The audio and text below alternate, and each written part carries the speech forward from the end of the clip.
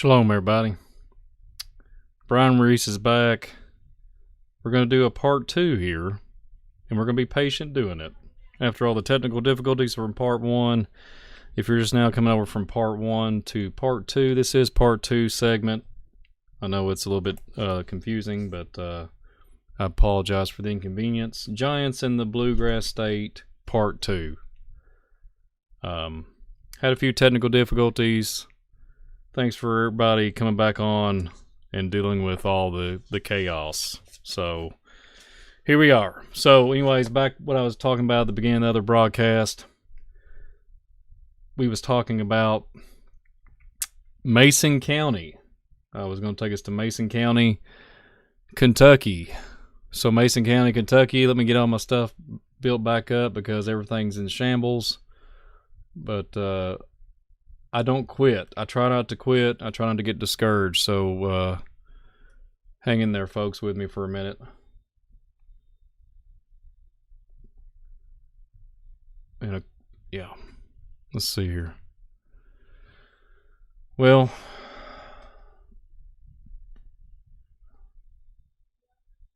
I don't. What have you? Let's see here. One moment. I tell you what, I've never had so much trouble trying to do a broadcast. One moment. But anyways, I'll get back on track here. So, I was going to go to Mason County. I'm just going to talk about it because it's not letting me do it. It's just not letting me pull some certain things up. I have no clue what's going on. So, Mason County, Kentucky, we're going to talk about the narrative with the giant connection and everything, and I'll give you all a little bit of a just over feedback over here. So let me pull up something here that I want to show you all. I wanted to demonstrate this during the broadcast, and I don't know if I can be able to pull it off or not. One moment, folks. Yeah, I think it's right here. Yeah, it's right here. Yeah, we went to Mason County. That's right. So we'll pull up Mason County. I'm not going to pull up Google Earth because for some reason it wasn't going to let me pull up Google Earth to save my life. So there you go. Anyways, so there is this location I was going to take you all to earlier with the whole connections with the giants. This is Mason County. There's a mound in this cemetery close to a church. What I was talking about earlier. You know, with the first segment to this, it was supposed to be just one whole show, but it's a part 2 now. So part 1, I was referring to the park and the basketball court and everything with Indian mounds and the connection with, they build around mounds, they'll excavate them, they'll put a park on them. But back in the day, they built churches around them. It's really interesting how. And this is all over Kentucky. You'll find many churches with these just cemeteries with mounds in the middle of the church or like in the churchyard. It's just baffling to me. There's another view of it right here. It's pretty interesting. And then there's another perspective of it right here too, also. So I'll zoom in for you guys. So. But yeah, this whole Mason County connection, everything, I showed you guys earlier. That's not what I wanted to show you, but right here we go. So here's a diagram. Here's a map of the whole location. There's all kinds of different things. The stone graves to all the mounds and everything. There's abundance here in Mason County. So let's talk about it. Let's talk about this whole giant connection with in the Bluegrass State in Mason, Kentucky. Mason County, excuse me. Hope everybody can hear me. Hope everybody is back on the broadcast. Sorry for all the difficulties, but thank you all for being so kind and coming back on here with me. So let's just give you an overview of what Mason County is all about, what kind of evidence that I found, and I'll give you all some evidence that's pretty daunting, really. It's pretty baffling. Mason County is a part of an outer bluegrass situated on the Ohio River in the northern part of the state. It has an area of 239 square miles and average elevation is about 700 feet. If you remember earlier, folks, when we was talking about part 1, before I got abruptly shut down, literally got taken off just by it come up and said human factor, folks. And you couldn't even get a good feed on what I was even saying, so riddle that one off and get back with me as far as what YouTube was saying that I couldn't speak about. So that's why I was disconnecting me for some reason. Okay, so Mason County shows a very diversified topography. The upland region of the central and the southern portions is particularly undescended tertiary plain, that's a big word, with a level of gentle, undulating terrain, while the sharply eroded region in the north along the Ojai River offers bold and rugged ridges with elevations over 900 feet. And the relief in some of the area of over 300 feet. The drainage of the southern and the central portions of the county is about the Licking River, while the streams of the north flow into the Ohio. Geologically, the outcrops, okay, so this is where it gets really interesting. There's a lot of really cool stuff here to document. Another big word. Outcrops represent Ordovision. I think it's Ordovision. I think it's how you say it. And then and Silurian limestones. Say that 3 times. Silurian limestone, sandstones, and shales, and recent sediments along the Ohio River Valley, and occasionally evidence of like glaciers. Reel that one off. That's pretty baffling. Yeah. Shalom, leafy greens. Yeah. Excellent clays are also found in the Ohio River bottoms. So far, the investigations of the authors indicate authorities. I'm so fried up earlier. John Lee, God bless you, my friend. Thank you, because I know you was in there with me at the beginning of the first broadcast. I try my best, man, for limitations that I have, and I try my best to work hard, and I want to make sure that I get the information out. And thank you so much for blessing me, John Lee. Bless you. And thank you for coming back on the part 2 here. So far, the investigations of the authors would indicate Mason County is the richest county in the state in evidence of prehistoric occupation. So, folks, if you go back and watch part 1 of this segment of the Bluegrass State, of the Giants in the Bluegrass State, the prehistoric occupation, once again, in this old documentation here about this particular area of Mason County, right? So there, as you see on the screen, there's all this, all these fortifications, all these mounds, etc., grave sites here on the screen. The entire region is thickly covered with mounds, cemetery, and village sites, as you can see on the screen here. And some of these locals have yielded the largest number of the finest artifacts which have ever been found in the Mississippi Valley. So, folks, riddle that one off. It's crazy, okay? That alone is just insane. Just if you think about the Mississippi, even the Mississippi has an abundance of giants and Indian mounds, all the effigy mounds, abundance. And even all down the Mississippi, all down the Ohio Valley. And for it to say the largest number of finest artifacts which have been found in the Mississippi Valley, many of these sites have been prominent places in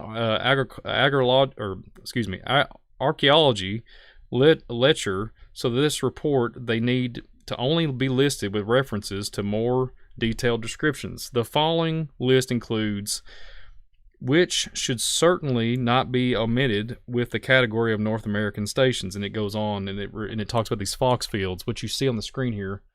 If you can make out that word right there, it's a little distorted, but it says fox fields. So this is literally talking about this whole region here that we have in Mason County. It's pretty wild stuff, folks. So here we go. About 10 miles southwest of Maysville is one of the best known prehistoric sites in the Mississippi Valley. It apparently represents a village site with mounds, burial sites covering many acres and many years, has yielded a constant and unfalling supply, exponentially fine artifacts and skeletons. It was investigated in 1895 American Museum by the investigation was the most superficial for its dated hundreds of skeletons. Think about that for a minute. It said dated of hundreds of skeletons and thousands of artifacts that have been taken from this site. And it also talks about Foxfield, the material, and the fort that was ancient. Once again, we have a crazy connection with an ancient fort. And that's what I'm saying. All these states in Kentucky, all these counties in Kentucky, have an abundance of this ancient antediluvian. I mean, my goodness, this was, if you go back to the part 1 of this series now, because we're supposed to be just one show, but it's turned out to be 2. This is part 2 of this one. If you go back and watch part 1, you can see where I was making that connection, talking about the ancient forts, etc., and all these different things, and it's very baffling. All right, so the culture, and certainly it seems to agree to remarkable extent with the findings such as the ancient fort, Madisonville, and Andean. So there's the Andean people. But if you go back and look, and I can bring it up, I think I can. Let's get back on the thing here, as I had so many difficulties at the beginning. Here we go. Let's see. Here's Ashland. So if you remember this was demonstrated in the very first,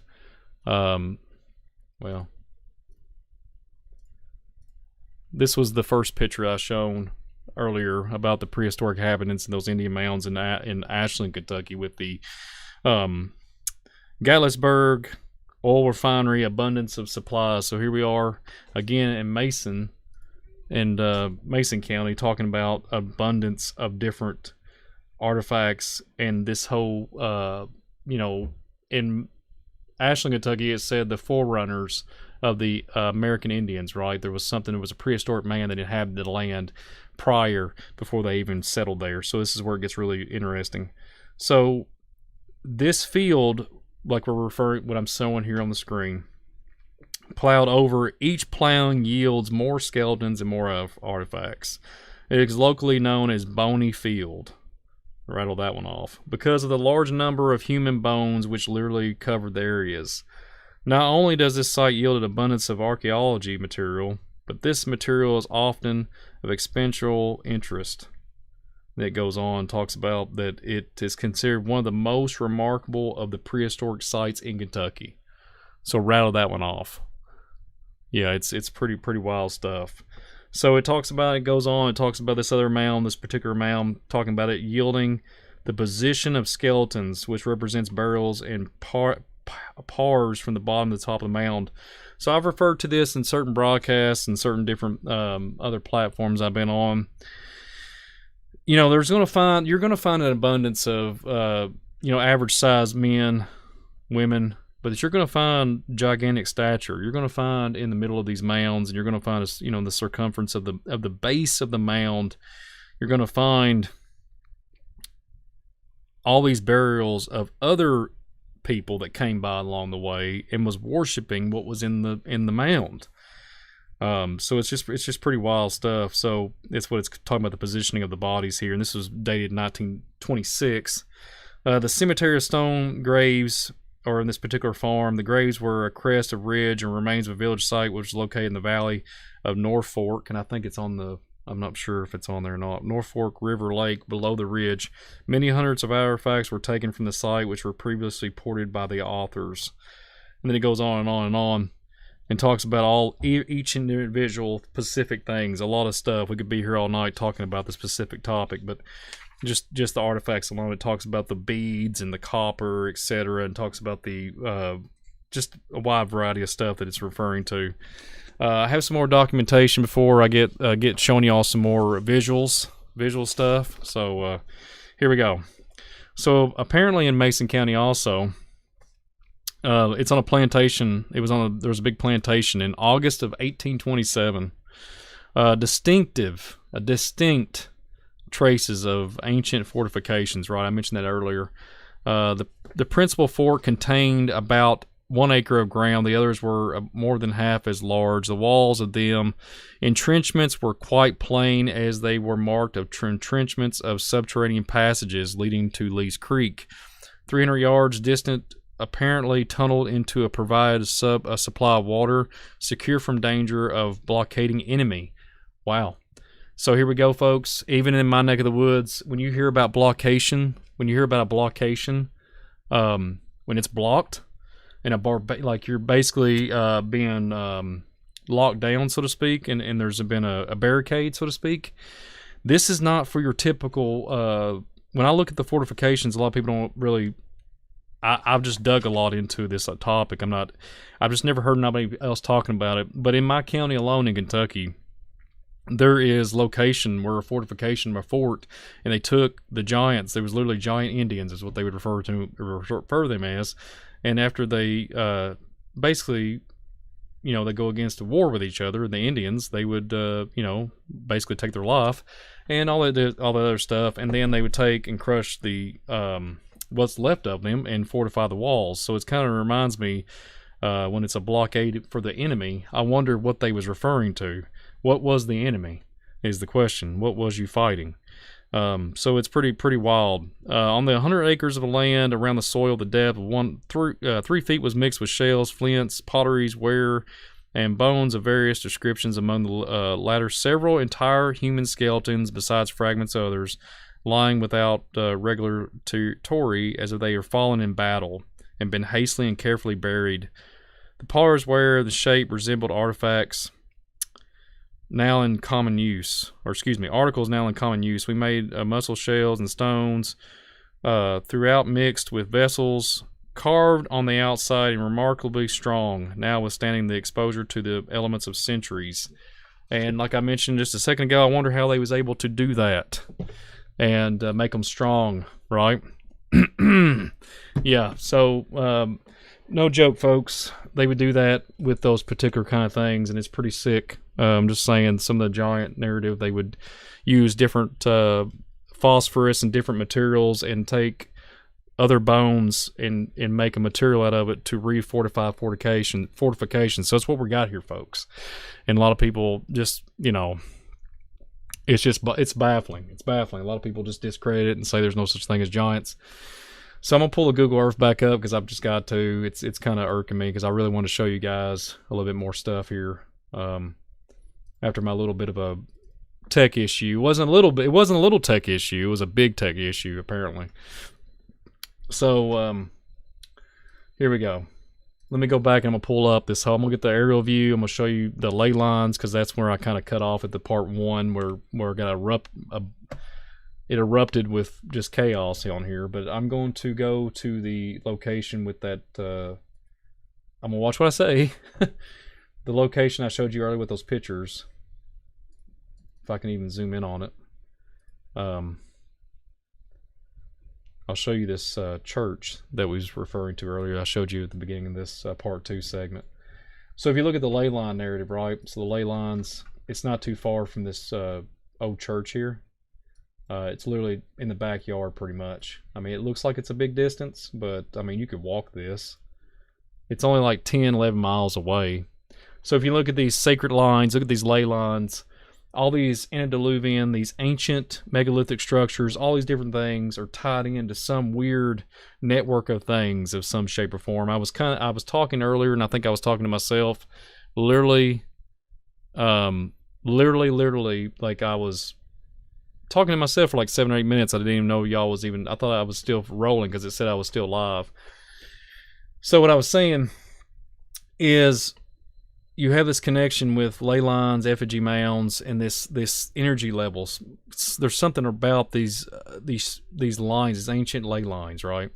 And when I think about this is the best way I can interpret it. So if you have a Wi-Fi connection, right? And if you have a Wi-Fi connection, and you can't see the signal, but you know it's there, and it operates off of different things wirelessly. That's mobile. And so obviously the fiber optic cable is running from the ground to your telephone line and then servers and all that stuff. But the Wi-Fi antenna, it's an invisible field that you can access. It's the same concept, but it's just on a bigger scale, larger, gigantic scale. So pretty wild stuff, folks. But yeah, this is pretty baffling, honestly. You just can't make this stuff up. the thing is that really gets me on this one. This is what stumps me. This to part 2 here. It was supposed to be part 1 or just the one show, but this was what baffles me. So I found earlier when I was reading, if I messed up and there was a time lapse where I had to go back and recalibrate, and if there's some content that I forgot to throw in here, forgive me, but if you go back and look, there was some stuff I was referring to. If I even was able to pick it up on part 1, I haven't referenced that part 1 yet because of all the chaos with the YouTube situation. When you reference, lost my train of thought, folks. But anyways, when you reference, that's it. The skeletons and all the different burial sites and the excavations, it says skeletons and it will not say human. And then sometimes it says human, but then sometimes it'll say skeletons, and it goes back and vice versa. Then it'll say prehistoric man, and then it'll say it finds skeletons, or it'll say prehistoric man, inhabitants, and it's like, it's wordplay. It's kind of strange how that all plays out, but I think we have a multi-generational thing where, like, when they went to war with these adversaries, when they went to war with whatever giant stature beings Indians was, that they deemed them giant Indians. But you can go to the biblical narrative, and we know that this goes way beyond that. We can go into the book of Genesis, Genesis 6 verse 4. There were giants in the earth in those days, and also after that, when the sons of God came into the daughters of men, and they bare children to them, the same became mighty men, which were of old, men of renown. So when you look at the whole perspective of everything, a lot of people don't believe that verse means that there was giant men on the earth. It makes me wonder, because there's so much cover up. I mentioned something earlier at the part 1, and I think that might have been why that I got so-called cut off from my feed, and it said human factor was related, so whatever that means. And no joke, folks, it was cutting me off. But with the collaborating all this data together, I really wanted to make it one big show, but it's a part 2 segment. And let me go back to some of these slides real quick. I gotta show these slides again. So I have this newspaper. The only reason why I had this on here, because it says Maysville, Kentucky, and I was referencing the 1885. I showed that earlier, but I didn't get a chance to explain myself. And this one was in the same, it was on the same form, same document, 1885. This is the same. So it's in Maysville, Kentucky, right? This was in May the 7th, 1885. This really has nothing to do with the broadcast, but it's on part of the slides here that I had. So it says, giant skeleton found. This was interesting results of opening a mound in Ohio. This was, so May the 7th. So this is 1885. One of the most important discoveries of many made in this prolific field of Indian mounds were made near here. Beneath a small mound of 5 feet below normal surface, 5 gigantic skeletons, with their feet to the east, were found in a grave with a stone floor. Remnants of burned bones and charcoal are plentiful, together with the numerous stones and vessels and weapons. The skeletons are of enormous size, the head of one being the size of a wooden bucket. The most striking article besides the skeleton were a beautiful finished stone pipe, the bowl being large and polished and engraved with considerable care in a simple way, with figures of birds, beasts, a knife shaped like a sickle. That's another, we can go down a rabbit hole with that. Reversed and having a wooden handle held by leather thongs, that's what it says, and a kettle holding perhaps 6 quarts. Those who know may have found this is one of the oldest in America and perhaps most valuable. So I just want to kind of reference that because this is part of my slides, but it wasn't part of the broadcast. But yeah, so anybody out there in Kentucky, if you know anything about this stuff, anything in Maysville, Kentucky, and anything in Ashland, Kentucky, to go back and reference part 1. I'm sorry about the little bit of hiccups, folks. I wish I could have everything all collaborated in one broadcast. But yeah, this is the evidence of the giants that roam the earth series that I'm going to do every night on 6 p.m. Every Thursday night at 6 p.m. Eastern time. I hope y'all have enjoyed it. I'm gonna chat with the chat for a minute, chime in with the chat, and see, kind of get y'all's perspective, what y'all think about this whole thing. I hope you got to watch part 1.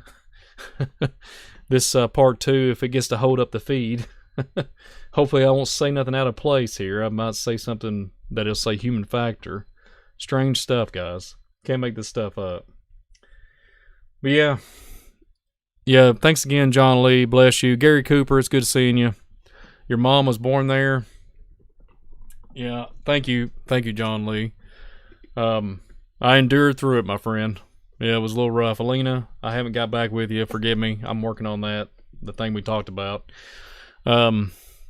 Jesus owns me, Brian Gilbo. Man, I'm out here, man, trying to knock it out. So, Ray, Rita, God bless you all. Thank y'all for being here. I hope y'all enjoyed it. Literally got cut off. It would have been one whole video. If you're just watching this, and if you're watching this in the future, forgive me for all the technical issues. But I pray that y'all don't unsubscribe. I seriously, folks, I lost a subscriber whenever I had the technical issues. So I pray that they come back. Like that was just out of my hands. Whatever principalities was against me on that. Whatever kind of funky technological things was up against me on that. So glad y'all stuck with me. Came back on multiple runs. Literally like 2 or 3 times. I just didn't want to give up.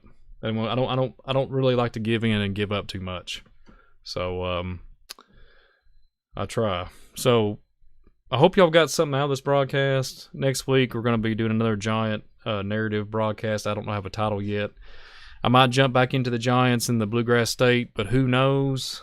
Because the way this, I might have to stay away from even referring to the Bluegrass State anymore, especially after all the issues here. But yeah, there's abundance, folks. Listen, there's abundance. I could do at least 80 counties in Kentucky that I could refer to a prehistoric inhabitant, a prehistoric, a gigantic stature. We could be here for years speaking about this topic. I mean, we could literally, just in the Bluegrass State alone. I mean, even if you go into Illinois, even if you go into Ohio, we could be there forever in Ohio also. So, I mean, literally abundance of knowledge, abundance of data. It would take up to an amount of years to literally pull back and peel back the onion to be able to present all this stuff to everybody. But, yeah, it's a blessing. Yeah, thank you, Rita. God bless you, too. I'm trying. But yeah, if you're just now watching this, if you're just now tuning in, hit that like button, hit the subscribe button. Don't unsubscribe because I had a little bit of a tech issue. Go back and refer part 1. It literally this without any prompting me of anything, it just shut me completely off. Like abruptly took me off the whole thing. And I thought it was just bizarre, but thank you all for your all's attention, for real. Thank you all for your attention. We'll do some more things. Go check out FOJC Rumble that we're going to be doing this Sunday night, 9 p.m. Eastern Time.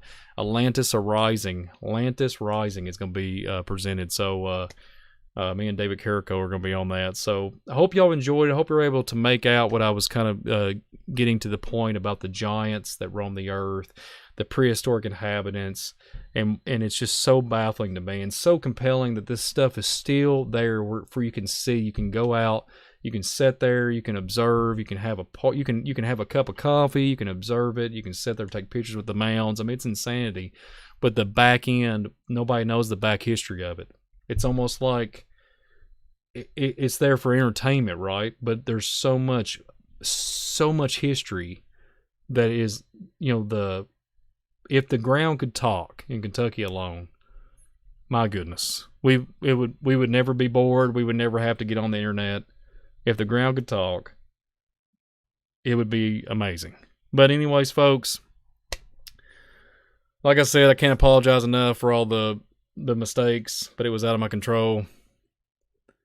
I hope y'all are blessed. I hope y'all have a great day.